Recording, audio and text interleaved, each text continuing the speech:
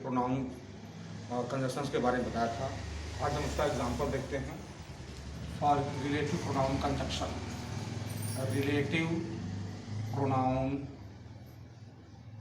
Conjunction. For example,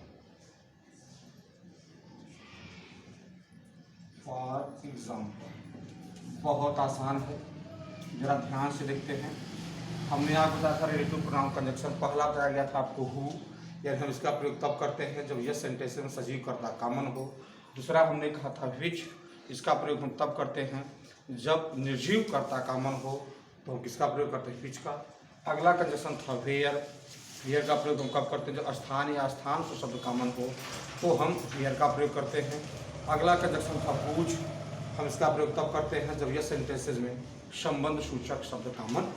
तो यहाँ example देखते हैं। पहला एग्जाम्पल आप ध्यान से देखिएगा, आई सॉ ए डॉग।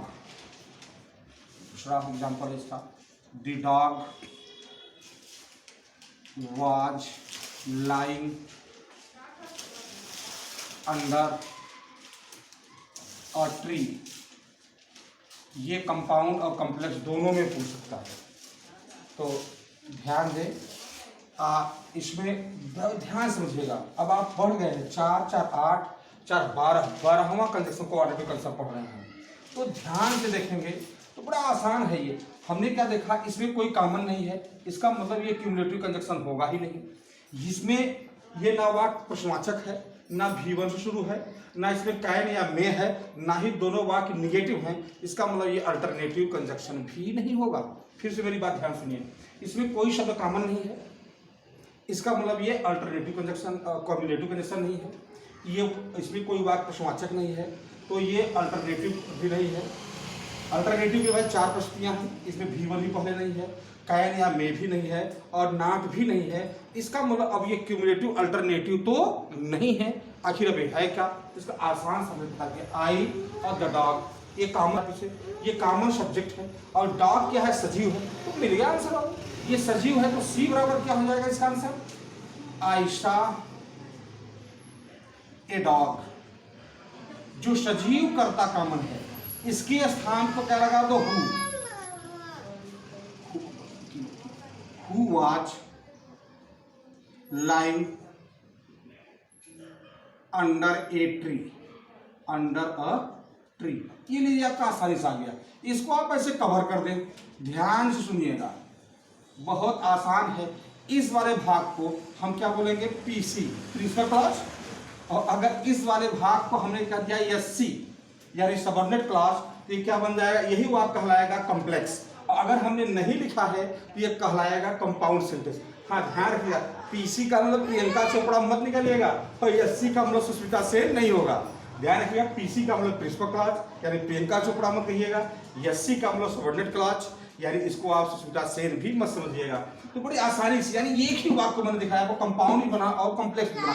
अगर हमने दूसरा एग्जाम्पल ध्यान से देखिए, आई हैव अ वॉच। दूसरा वाक्य, it gives correct time. Paper में लिखा रहेगा कंपाउंड या कॉम्प्लेक्स, कंपाउंड या फिर complex.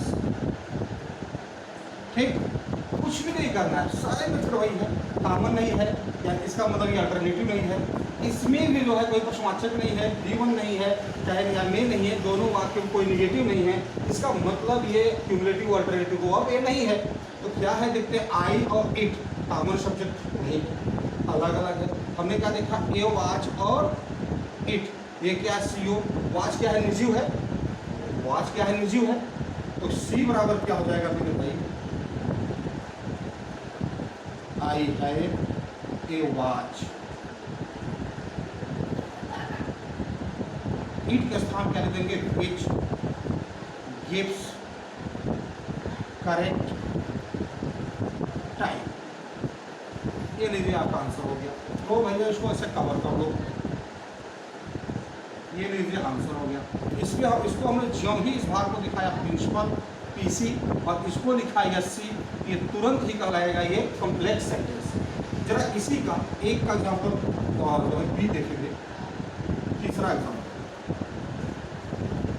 A boy came to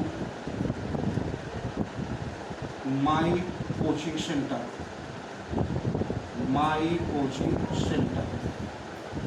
दूसरा वाक्य है, he was blind।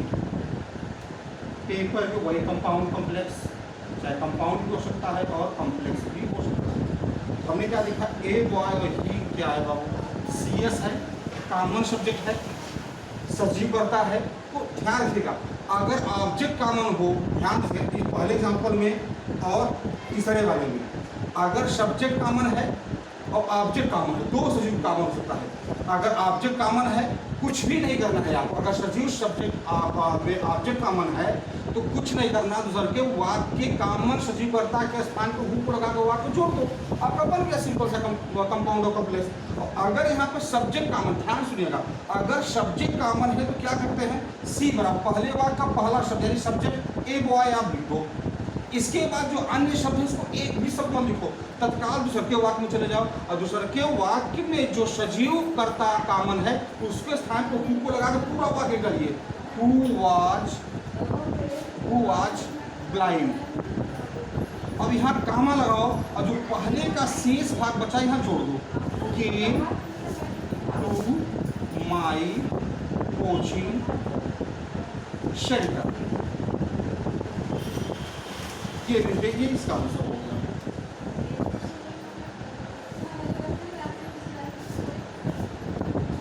ये हो गया पीसी, ए बॉय था हो गया पीसी और ये पूरा क्या हो गया ESC। चौथा एग्जांपल आप देखिए मेरे भाई, as चुंडी Guru coaching centre. I read here, I read here in my childhood।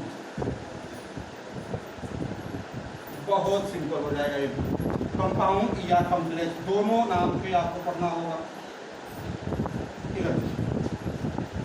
This is a Chunni Guru coaching centre. चुन्नी गुरु कोचिंग सेंटर एक स्थान का नाम है और हियर प्लस देयर, ध्यान समझ बात सुनिएगा, here plus there equal to स्थान सूचक शब्द, स्थान सूचक शब्द। हमने क्या देखा, चुन्नी ग्रुप कोचिंग सेंटर और हियर क्या है, कॉमन है, हियर हट जाएगा। इसका मतलब ये स्थान, हियर और देयर स्थान को संकेत करता है, तो कुछ नहीं करना, हियर देयर हटा दो और देयर से दोनों वाक्यों को जोड़ दो भैया। सी बराबर क्या हो जाएगा, this is a Chunni Guru coaching centre where I read in my childhood. ये लीजिए आपका आंसर। तो हम एकदम आसान विधि है बाबू, इतना आसान है जिससे आप थोड़ा सा खाली दिमाग खर्च करके इसको आप आसानी से सॉल्व कर सकते हैं। हम फिर आपको याद दिलाते हैं, क्योंकि हमने इसके शुरुआत में जो ग्राफ सिस्टम से पढ़ाया था तो मैंने आपको बताया था इस साल ये MBA के पेपर में आता है, बहुत महत्वपूर्ण कंडक्शन है, बहुत सारे कंपटीशनों में क्वेश्चन आता है और बहुत कठिन महसूस होता है, लेकिन आप याद रखें एकदम ये सरल है, एकदम इजी है और फिर का है NDA में इस वर्ष ये पेपरों में आ रहा है, इसको आप ध्यान दें। ये इस फार्मूले को एग्जाम्पल को सॉल्व करिए। आपको पता करना होता है alternative, cumulative, illative, relative, adversity में कौन सा कंजक्शन है। तो मास जो है रिलेटिव प्रोनाउन का शब्द आए हैं जो कि बड़ा ही सरल है, दोनों के बाद नहीं होगा तो क्या होगा, वो रिलेटिव प्रोनाउन कंजक्शन ही